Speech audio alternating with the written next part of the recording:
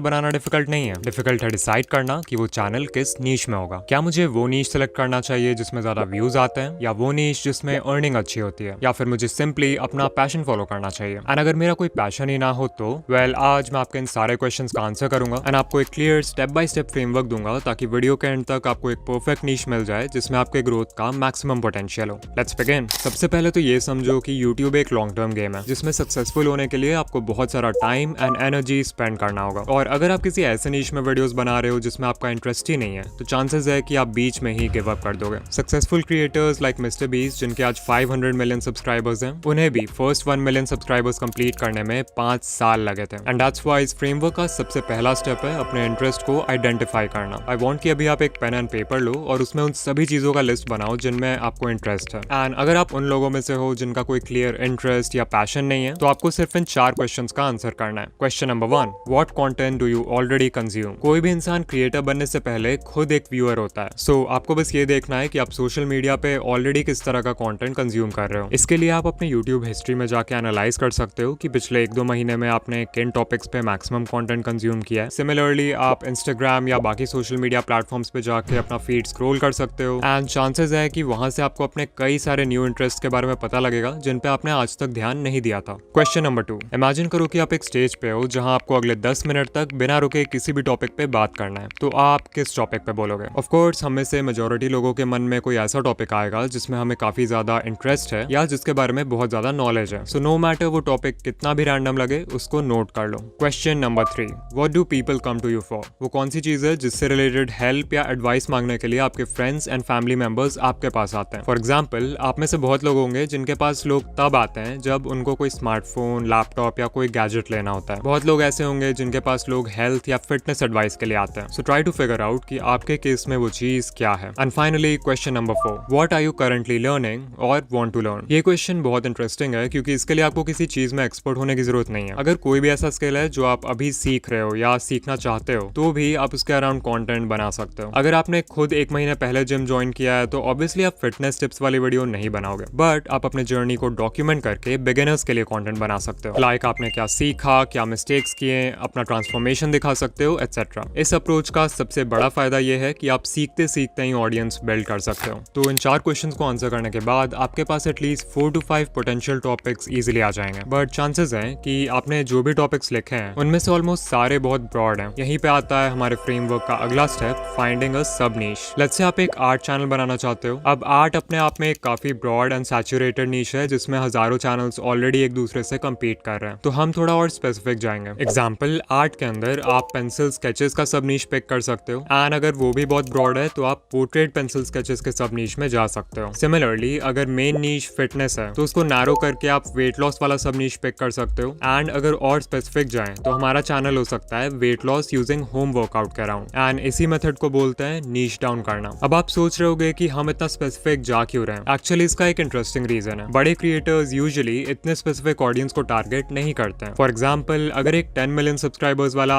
Art channel है तो वो जनरली ऐसे वीडियोस बनाएगा जो मैक्सिमम लोगों को अपील करे और हाईली स्पेसिफिक टॉपिक्स को अवॉइड करेगा क्योंकि उसको पता है कि टॉपिक जितना स्पेसिफिक होगा उसको देखने वाली पोटेंशियल ऑडियंस भी उतनी ही लिमिटेड होगी। अब अगर एक न्यू क्रिएटर के पर्सपेक्टिव से देखें तो ये एक्चुअली एक अपॉर्चुनिटी है। जब आप एक ब्रॉड नीश टारगेट करते हो तो आपको उस नीश के popular and well established creators से डायरेक्टली कम्पीट करना पड़ता है जिनकी content quality, editing, story telling सब कुछ आपसे कई गुना बेटर है। वहीं अगर आप उस नीश के अंदर एक सब नीश को टारगेट करते हो तो आपके कंपेटिटर्स भी कम हो जाते हैं एंड जो कंपेटिटर्स होते भी हैं वो मोस्टली बड़े चैनल्स नहीं होते हैं। यही रीजन है कि पोर्ट्रेट पेंसिल स्केचेस जैसा स्पेसिफिक सब नीश एक न्यू क्रिएटर के लिए आर्ट से बेटर है। इससे आपके लिए स्टैंड आउट करना इजियर हो जाता है विच मीन्स कि लोग आपके चैनल को एक स्पेसिफिक चीज के लिए याद रखेंगे। ऑल्सो क्योंकि आपको पता होगा कि आपके टारगेट ऑडियंस एग्जैक्टली कौन है तो आप उनके प्रॉब्लम्स, इंटरेस्ट, गोल्स इन चीजों को ध्यान में रख के बेटर वीडियो आइडियाज जनरेट कर पाओगे। बेस्ट पार्ट ये है कि नीश डाउन करना कोई परमानेंट डिसीजन नहीं है। अगर फ्यूचर में आपको लगता है कि सब नीश के वजह से आपकी ग्रोथ अब थोड़ी लिमिट हो रही है तो आपने जिस ऑर्डर में नीश डाउन किया है उसके ऑपोजिट ऑर्डर में नीश अप भी कर सकते हो एंड अपने पोटेंशियल ऑडियंस साइज को इंक्रीज कर सकते हो। सो अपने लिस्ट में आपने जो भी 4-5 टॉपिक्स लिखे थे सोचो कि उनके लिए आप कौन सा सब नीश पिक कर सकते हो। और ये सिर्फ थ्योरी नहीं है। यूट्यूब पर आपको कई सारे ऐसे चैनल्स मिल जाएंगे जिन्होंने इनिशियली एक बहुत स्पेसिफिक ऑडियंस को टारगेट करके स्टार्ट किया और फिर टाइम के साथ अपना नीश एक्सपैंड कर दिया। फॉर एग्जाम्पल मार्कस जोन्स जो कि एक यूट्यूब ग्रोथ चैनल है। इस चैनल पे आपको how to get more views, how to get more subscribers, how to upload shorts, इस तरह के वीडियोस मिलेंगे। सो ऑफ कोर्स करंटली इस चैनल का कंटेंट एक काफी ब्रॉड ऑडियंस को टारगेट कर रहा है। बट अगर हम इस चैनल के ओल्डेस्ट वीडियोस पे जाएं 7 साल पहले, तो यू विल सी कि स्टार्टिंग में ये चैनल सिर्फ गेमिंग क्रिएटर्स के लिए एडवाइस देता था, like how to grow a gaming channel from 0 subscribers, best editing software for gaming videos, how to make a viral gaming video, and ये जितने भी वीडियोस हैं ये सब गेमिंग क्रिएटर्स को टारगेट कर रहे हैं। So he started with YouTube growth for gaming channels and उस सब नीश को एक्सपैंड करके इस चैनल ने अपना नीश जनरल यूट्यूब ग्रोथ कर लिया।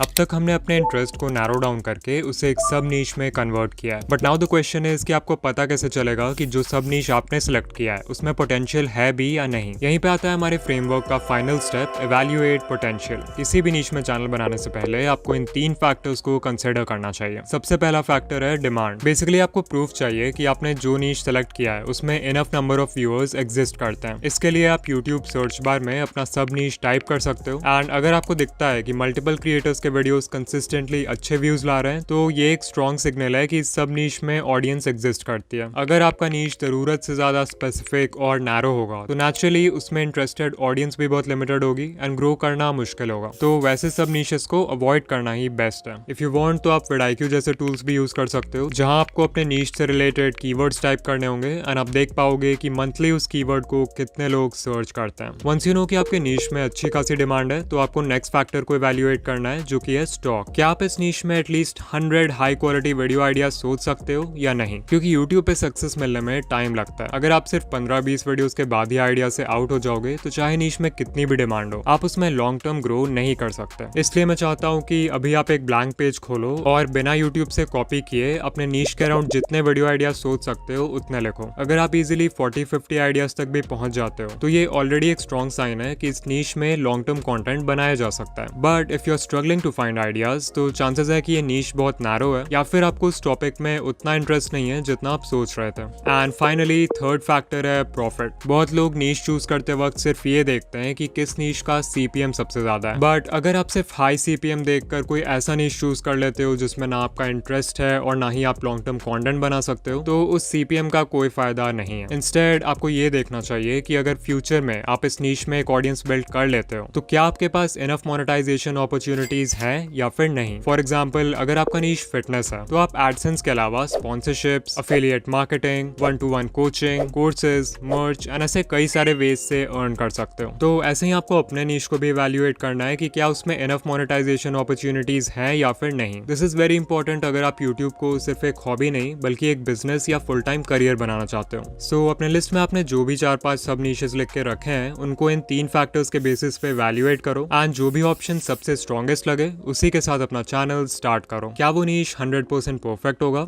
नो। बट क्या उसे 100% परफेक्ट होने की जरूरत है? Also no. रियलिटी ये है कि यूट्यूब पे बहुत सी चीजें तभी समझ आती हैं जब आप एक्चुअली वीडियोस बनाना स्टार्ट करते हो। इसलिए परफेक्ट नीश ढूंढने में अगले 6 महीने मत लगा देना। Action low, that is more important. Planning भी जरूरी है बट वो प्लानिंग कब ओवर थिंकिंग में बदल जाती है उसका पता नहीं चलता। So take action. ऑल्सो अगर आपने वीडियो देखते देखते अपनी नीश डिसाइड कर लिया है तो कॉमेंट्स में शेयर कर दो। एंड ऑल्सो क्योंकि अब आप अपनी यूट्यूब जर्नी शुरू करने वाले हो तो इस वीडियो पे क्लिक करो एंड या मैं आपसे वही मिलूंगा।